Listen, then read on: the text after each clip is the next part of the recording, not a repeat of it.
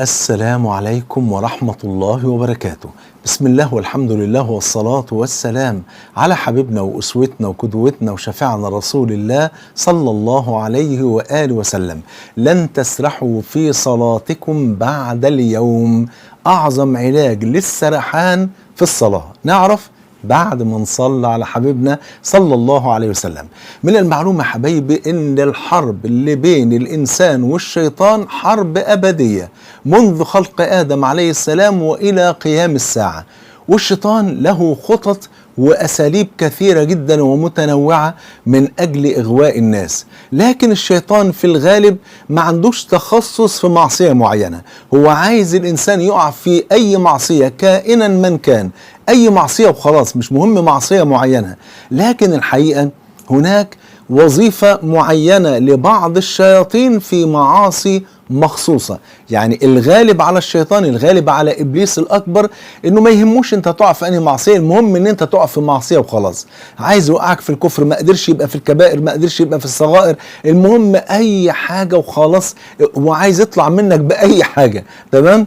لكن في تخصصات معينة بس دي تخصصات نادرة شوية. يعني مثلا على سبيل المثال في شيطان متخصص في خراب بيوت المسلمين، في تخريب الأسرة.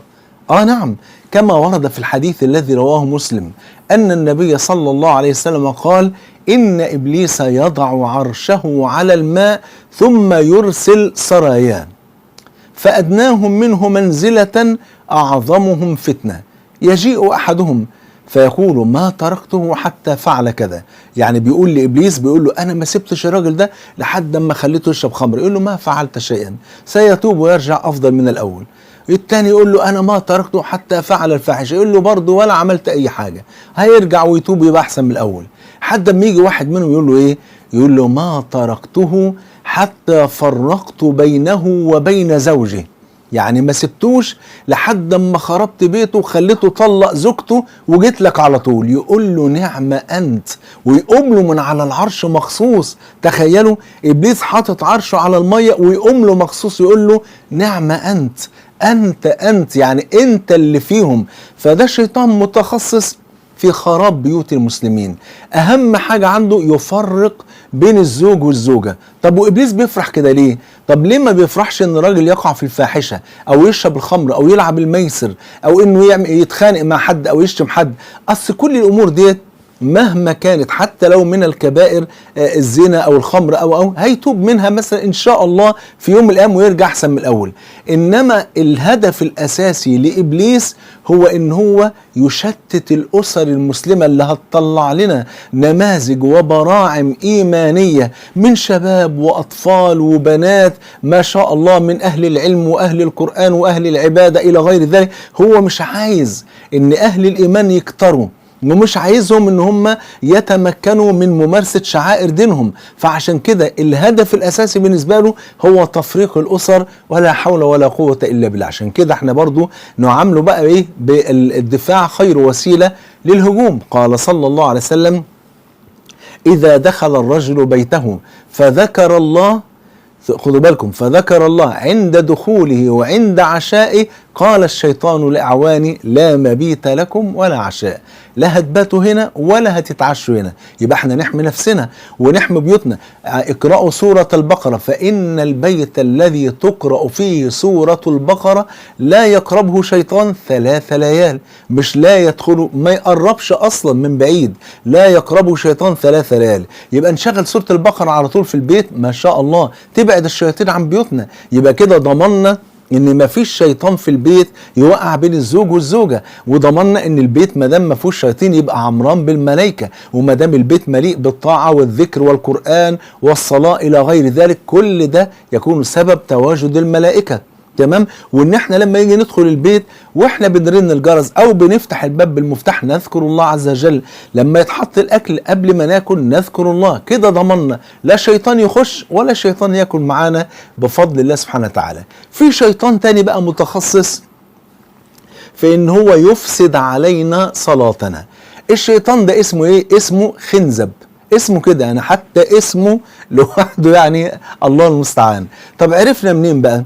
عرفنا من النبي صلى الله عليه وسلم. بس عايز اقول لكم حاجه، يعني طبعا الشيطان حريص جدا ان يبقى في شيطان، يعني ابليس الاكبر حريص ان يكون في شيطان خاص بإفساد الصلاة على الناس، إن هو يشغلهم في الصلاة، إن هو يفسد عليهم صلاتهم، إن هو يشككهم في صلاتهم، إن هو يحاول بقدر الإمكان يشوش عليهم في الصلاة علشان ما يعرفوش يطلعوا بالصلاة على الوجه الذي أراده الله سبحانه وتعالى. لأن الصلاة عماد الدين، ولأن الصلاة هي الركن الأعظم في الإسلام بعد الشهادتين، ولأن المسلم لو أقام الصلاة وصلاها كما ينبغي فالصلاة ديت هتمنعه من الفحشاء والمنكر، لأن ربنا قال كده إن الصلاة، يعني لو أقيمت الصلاة وصلاها المسلم كما أراد الله إن الصلاة تنهى عن الفحشاء والمنكر. فالشيطان إبليس يعني جعل شيطانا مخصوصا للصلاة فقط.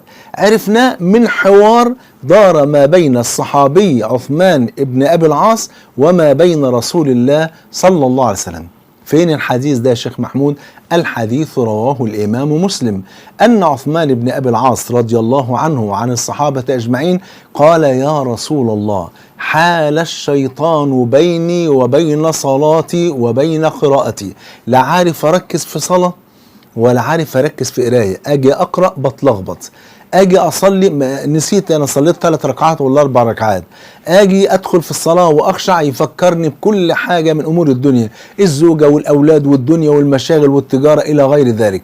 قال: يا رسول الله، حال الشيطان بيني وبين صلاتي وبين قراءتي. فقال له صلى الله عليه وسلم: ذاك شيطان يقال له خنزب. ده شيطان اسمه خنزب، النبي عرفه بقى، قال: ذاك شيطان اللي عمل معاك كده شيطان يقال له خنزب، فإذا أنت أحسسته فتعوذ بالله منه. على طول بيقولوا لو حسيت ان الشيطان بيشغلك في صلاتك وبيحاول ان هو ما يخليكش تركز في الصلاة، فالحل هو كالآتي: أول حاجة قال: فتعوذ بالله منه، يعني نقول أعوذ بالله من الشيطان الرجيم. قال: واتفل عن يسارك 3. التفل هو تفل هواء، مش يعني تفل من غير ريق، من غير ماء، واضح كده؟ يعني كأنه يتفل الهواء.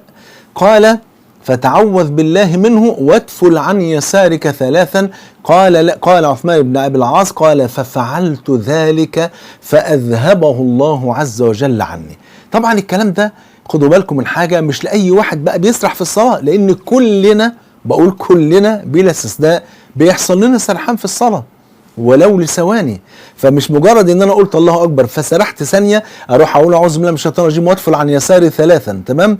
والا هقضي الصلاه من اولها لاخرها وانا بدفل 3 واللي جنبي ده الله يكون في عونه بقى يعني ايه، مش هتبقى الصلاه بالنسبه له يعني، تمام؟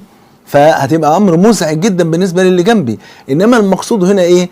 اذا تكرر السرحان في الصلاة وطالت مدة السرحان، واضح كده حبايبي؟ يعني إذا تكرر السرحان في الصلاة نفسها وطالت المدة، كأن الواحد يسرح دقيقة أو نص دقيقة أو غير ذلك، في الوقت دوت يعمل إيه وهو كده في سره؟